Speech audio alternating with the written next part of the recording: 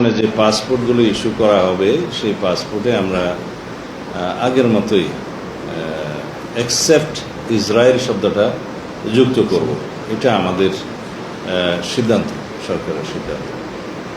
এত বছর ধরে ইহুদি রাষ্ট্রের লগে সম্পর্ক ছিল না, তখন কি বাংলাদেশ কি চলে না?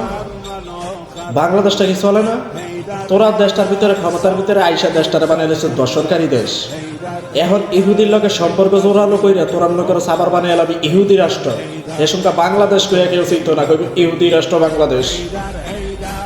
তোরাদের দেশটার মানুষটারে লইয়া তোরাদের দেশের মানুষের লইয়া দিয়ে লুডু খেলা শুরু করছিস তোরা। মানে কি আসলে কি তোরা ক্ষমতার মধ্যে কি বেশি দিন থাকবি না থাকার মানে পরিকল্পনা করতেছিস? বাংলাদেশের মানুষ তোরা যদি এসব যদি চিন্তা ভাবনা করিয়া থাকস, বাংলাদেশের মানুষে তোকে রক্ত দিয়ে হোলি খেলবো রাস্তার ভিতরে। জীবনে তোকে আশাই থেকে জীবনে কখনো আশা পূর্ণ হবে না। তোকে এই আশা কখনো পূর্ণ হবে না। বাংলাদেশের মানুষ বাচ্চা থাকতে কখনো এই আশা পূর্ণ হইতে দিত না। তোকে আশার ভিতরে মুইতা দিব মানুষে, তোকে আশা কখনো পূর্ণ হইতে দিত না।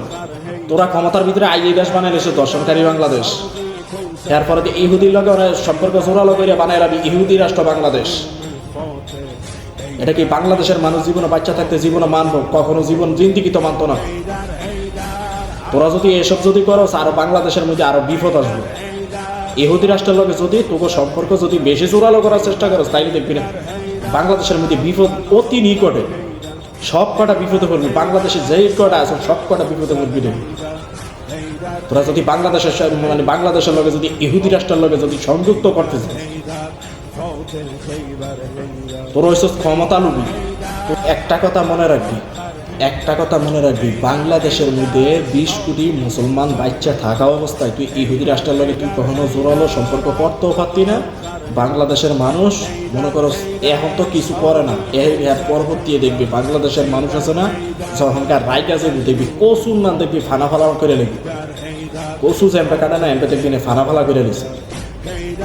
যদি ইহুদি রাষ্ট্রের লগে যদি সম্পর্ক জোরালো করার চেষ্টা করস, তাহলে বাংলাদেশের মানুষ কখনো আজও মানবো না, কালো মানবো না, কখনোই আর বাংলাদেশের মুসলমান মানবো না। কথাটা খেয়াল রাখবি। যা কিছু করবি বাইবা চিন্তা। সরকার হরাইতে বেশি সময় লাগতো না, কারণ 16 বছর ধরে ক্ষমতার ভিতরে থাকেও সরকার টিকছে না। আর অল্প কিছুদিন ধরে ক্ষমতার ভিতরে তোরা আরো আগে থাকতো না। ফুয়ের আগে বেরিয়ে যাবি গিয়ে, কথাটাই মাথার ভিতরে রেখে দিস।